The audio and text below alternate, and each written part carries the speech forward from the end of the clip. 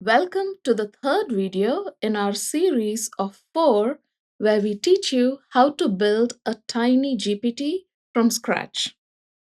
In our last video, we looked at how you can convert a stream of integers into batches of inputs and outputs by simply shifting the input by one position. In this video, we hand that batch to the model. And the question is what actually happens inside. In this video, we'll cover 3 things. How token IDs become vectors that the model can reason over. How attention lets tokens look back at each other to build context.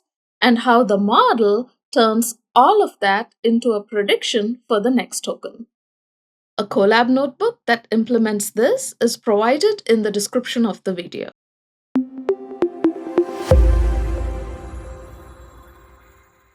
Welcome to Scovia, where we turn AI ideas into everyday intuition. Let's quickly anchor where we are. The model receives a batch of integer sequences, something that looks like this, and these integers are just IDs, which is index numbers pointing to a vocabulary. They carry no meaning on their own. Here, 612 is not bigger or more important than 300 just because it's a larger number. It's just an ID. So the first thing the model has to do is to convert each ID into something richer, something that can carry meaning, relationships, and context. And that's what embeddings do. The model contains a trainable table called an embedding table. It has one row for every token in the vocabulary. For example, if the vocabulary contains 10,000 tokens and the embedding dimension is 64, the table has the shape of 10,000 times 64. Each row contains 64 numbers and it belongs to one token ID. These numbers are the token's initial embeddings. When the tokenizer produces a token ID 612, the model uses that ID as an address and retrieves row 612 from this table. It repeats this lookup for every token in the input. The embedding table is a part of the model. At the beginning of training, its values are initialized to some small random numbers. During training, those numbers are updated along with the rest of the model. These lookup vectors are only the token's starting representations.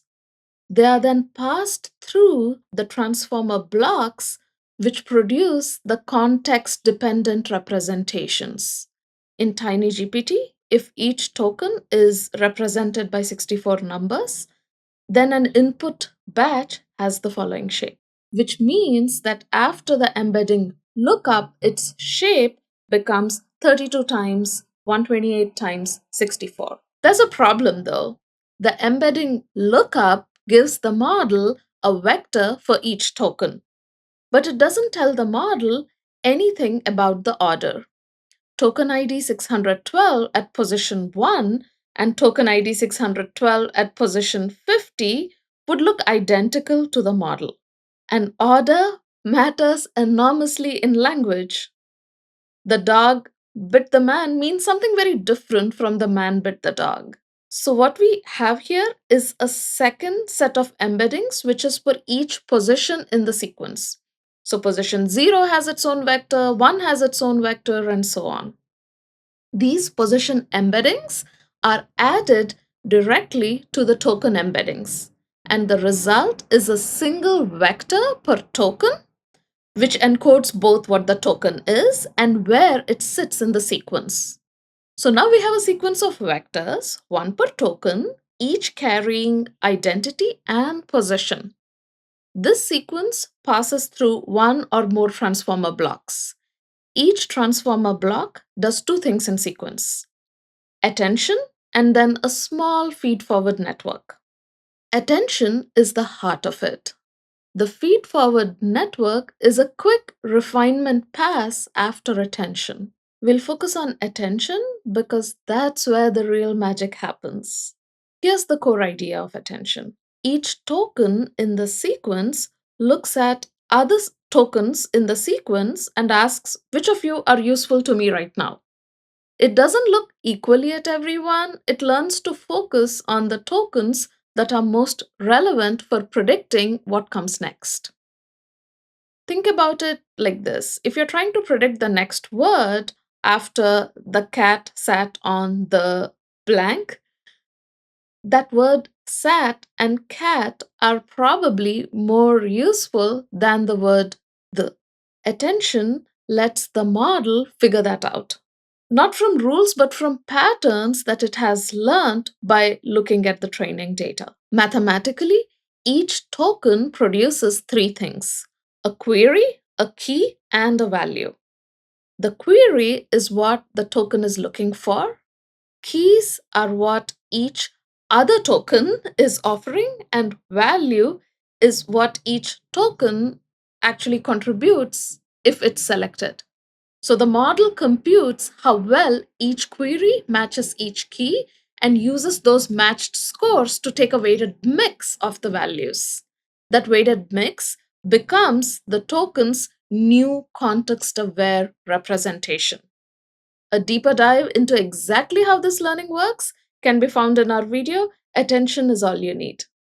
In this video, we provide you with an intuition without going deep into the math. Attention is not the model understanding language the way we do.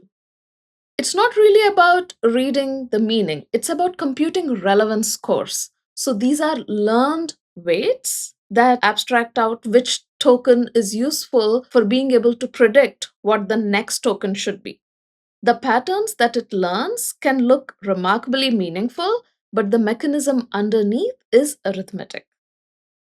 There's one critical constraint on attention in a language model. Each token can only look backward at tokens that have come before it. It cannot look at tokens that are coming after. This makes sense, right? If the model is trying to predict token 5, it cannot be allowed to peek at token 5 itself or token 6 or some other token in the future. That would be cheating. So, this constraint is enforced by using something called a causal mask, a triangular filter that's applied during attention. So, if you look at how this happens internally, everything above the diagonal is blocked, and this makes the model autoregressive. It generates one token at a time, always conditioning only on what came before. After the transformer black, or several of them, are stacked on top of each other, each token position has a rich context aware vector. The vector has absorbed information from all the tokens that came before it. The final step is to turn that vector into a prediction. A linear layer called the language model head projects each vector into a list of scores. One score per token in the vocabulary. If the vocabulary has 50,000 tokens, then you get 50,000 scores. Those scores are called logits.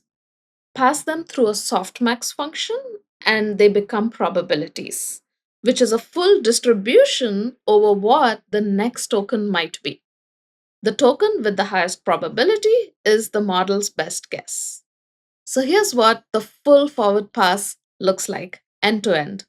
Token IDs come in, they get looked up in the embedding table, and then they're combined with the position embeddings. The resulting vectors flow through one or more transformer blocks, where attention lets each token gather context from everything before it. And then a causal mask ensures that no token cheats by looking ahead. And then finally, there is a language model head that converts each context vector into a probability distribution over the next token. And this happens at every position in the sequence simultaneously. That's why one batch gives the model so many things to learn from at once. In the next video, we'll see what the model does with those predictions, how it measures how wrong it was, and how it uses that signal to improve. I hope the inside of a transformer feels a little less like a black box now. And in the next video, which is the last in the series, We'll see how it measures the gap between its predictions and the truth, and how it uses that gap to get better results over thousands of steps. Please subscribe to Scovia for more visual walkthroughs of how AI actually works, and as always, stay curious.